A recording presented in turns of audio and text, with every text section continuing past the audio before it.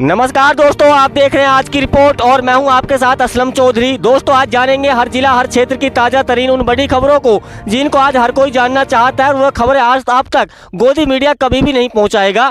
लेकिन अगर आप एक सच्ची पत्रकारिता को सपोर्ट करते हैं तो आप इस वीडियो को लाइक करके चैनल को सब्सक्राइब जरूर कर देना, क्योंकि आपका छोटा सा सहयोग हमें हक और सच के साथ आप लोगों को हर दिन खबरें दिखाने की हिम्मत देता है। और कॉमेंट बॉक्स में अपने गाँव और शहर का नाम जरूर बता देना, क्योंकि हमें खुशी होती है कि हमारे दर्शक हमसे कहां से जुड़े हुए हैं। चलिए अब शुरुआत करते हैं आज की पहली और बड़ी खबर से। जरा इस वीडियो को देखिए। भाजपा अध्यक्ष नितिन नवीन के एक बयान से बीजेपी बैकफुट पर आती दिख रही है। जो लोग कहते थे कि हिंदू खतरे में है, आज हिंदू ब्राह्मण ने बीजेपी पार्टी की ऐसी पोल खोल दी कि जिसने एक नया विवाद को जन्म दे दिया। कॉकरोच जनता पार्टी के समर्थन में पहुंचे ये ब्राह्मणवादी, जिन्होंने हमारे पत्रकार साथी से बात करते समय प्रधानमंत्री मोदी और शाह पर ऐसे ऐसे आरोप लगाए। उन्होंने कहा कि सरकार के खिलाफ बात करना अब इस देश में आतंकवाद माना गया है, देशद्रोही माना गया है। अपने हक के लिए युवा लगातार धरना दे रहे हैं। ये सरकार इनको इंसाफ देने की बजाय इनको ऊपर प्रशासन द्वारा लाठीचार्ज करके अपनी तानाशाही दिखा रही है। आप इस वायरल वीडियो का सच जानिए, तभी आपको पता चलेगा कि देश में क्या लोकतंत्र अभी जिंदा है। जो लाशें देखकर भी नहीं पिघल रहे हैं, उनसे क्या उम्मीद रखते हो तुम लोग? जो देश का भविष्य मर रहा है, आत्महत्या कर रहा है, वो उनसे नहीं पिघल रहे हैं, वो आप लोगों की बातों से पिघलने वाले हैं। सरकार के खिलाफ बात करोगे तो आतंकवादी नहीं कहलाओगे। बीजेपी की नीति नहीं है क्या? क्या बात करते हो? आज छात्र भी आतंकवादी हो गया, पहले किसान था, हम सब थे, अब छात्र भी हो गया। वो बेचारा मुसलमान भाई खाना बांट रहा है तो वो आतंकवादी हो गया, फंडिंग पाकिस्तान से आ गई। इतनी नफरत वाली बात कौन कर रहा है जिसको चिढ़ा है? तो हम एक हो रहे तभी तो नफरत ये लोग फैला रहे हैं। ये लोकतंत्र की हत्या है, ये सपनों की हत्या है, भगत सिंह, राजगुरु, सुखदेव, महात्मा गांधी और पंडित नेहरू की।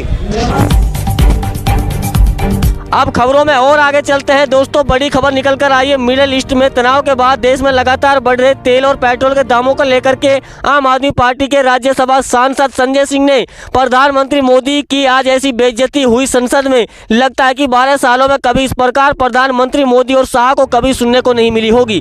जो सरकार कुछ दिन पहले सत्ता के नशे में रहकर और सीबीआई ईडी की धमकी देकर विपक्ष को आवाज को दबा देती थी, आज वो लोग सबकी सुन रहे हैं। अगर इस देश में सभी लोग इस सरकार से परेशान है तो फिर ये पार्टी चुनाव में सरकार कैसे बना जाती है, आप देखिए इस रिपोर्ट में। तेल से इस देश की जनता का तेल निकाल दिया आपने, इतना महंगा पेट्रोल डीजल बेचा। चिल्लाने लगे, सुनते ही चिल्लाने लगे। 2014 में जब चुनाव प्रचार में ये लोग निकले थे, तब कहते थे वोट दे दो, बीजेपी को जिता दो, डीजल 40 रुपए का हो जाएगा, पेट्रोल 50 रुपए का हो जाएगा। किसी ने सेंचुरी नहीं मारी।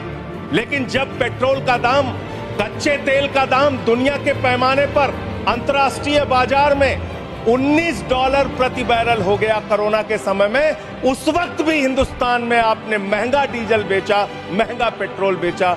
डीजल और पेट्रोल का दाम आपने कम नहीं किया। सुप्रीम कोर्ट का बड़ा फैसला, ईवीएम होने जा रही है बंद। दोस्तों, बड़ी खबर बता रहा हूं और बैलेट पेपर से होगा चुनाव। भाजपा की हालत खराब होती दिख रही है। सबको लगा था कि बैलेट पेपर से चुनाव हो ही नहीं सकता, क्योंकि मोदी और चुनाव आयोग ऐसा नहीं चाहते। लेकिन जो खबरें आ रही हैं, जिसने सुप्रीम कोर्ट के ताजा फैसले ने चुनाव आयोग और मोदी के लिए एक नई परेशानी खड़ी कर दी है, जिसमें कहा गया कि इस मशीन का जहां पर आविष्कार हुआ है, अगर वही देश इस मशीन से चुनाव नहीं करते हैं तो भारत देश में भी बैलेट पेपर से चुनाव होना चाहिए। अगर किस्तों पर लिया हुआ मोबाइल फोन, अगर कोई किस्त नहीं भरता है तो कंपनी वहीं के बैठे मोबाइल फोन बंद कर देती है। तो फिर ईवीएम हैक करना कौन सी बड़ी बात है? अगर आप इस बात से सहमत हैं और आप चाहते हैं कि बैलेट पेपर से चुनाव हो, तो आप कमेंट में अपनी राय जरूर बताइएगा। अब अगली खबर देखिए। दोस्तों, क्या आपने वह खबर नहीं सुनी कि सत्ता गलियारों में एक ऐसी नई आवाज उठने लगी है कि राहुल गांधी की वह भविष्यवाणी सच साबित होती दिख रही है, जिसमें उन्होंने कहा था कि प्रधानमंत्री मोदी के 1 साल के भीतर इस्तीफा दे देंगे और ये सरकार गिर जाएगी। अब चारों ओर राहुल गांधी का डंका बजने लगा है। कुछ दिन पहले इस देश में मोदी मोदी होती थी, लेकिन अब राहुल राहुल हो रही है। क्या वाकई इस देश को राहुल गांधी की जरूरत है? ये देश की जनता की बड़ी मांग है। क्या प्रधानमंत्री मोदी के अब इतने बुरे दिन आ चुके हैं? जो लोग कहते थे कि ये सरकार झूठ की सरकार है, चोरी की सरकार है, और अब देश का युवा और जनता जाग चुका है और राहुल गांधी की मांग कर रहा है। देखिए इस रिपोर्ट में। राहुल गांधी का जूता का ये इनका औकात नहीं रखते। अगर उनका जूता भी इनके ऊपर इनकी औकात से ऊपर है तो कहने का मेरा मतलब कि बकवास इनका करना काम है। ये समझते हैं कि हम जो चाहेंगे वो बोल देंगे, नहीं, ये तो हर एक वो बोली। राहुल गांधी की अब जरूरत है? बिल्कुल राहुल गांधी की जरूरत है। पढ़ा लिखा राहुल गांधी है। बीजेपी में पढ़ा लिखा कोई लीडर है तो मुझे बताइए। आप बताओ, आप तो वहाँ दिल्ली रहते हो, मुझे बताइए कौन सा पढ़ा लिखा लीडर है दिल्ली की तुम।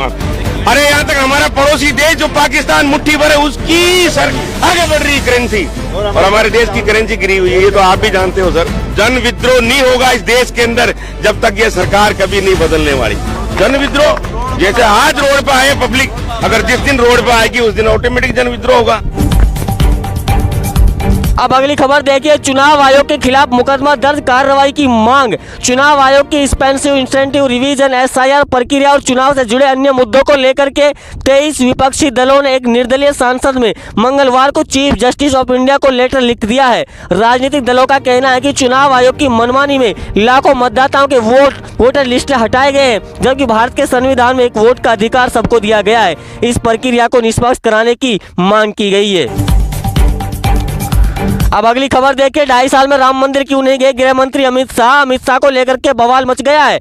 एसआईटी पर बोले केजरीवाल ने दावा किया कि राम मंदिर बनने के बाद पिछले 2.5 सालों में केंद्रीय गृह मंत्री अमित शाह एक बार भी मंदिर नहीं गए, भगवान श्री राम के चरणों में माथा टेकने नहीं गए। केजरीवाल ने दावा किया कि आज के समय में आम आदमी पार्टी ही देश की असली सनातनी पार्टी है।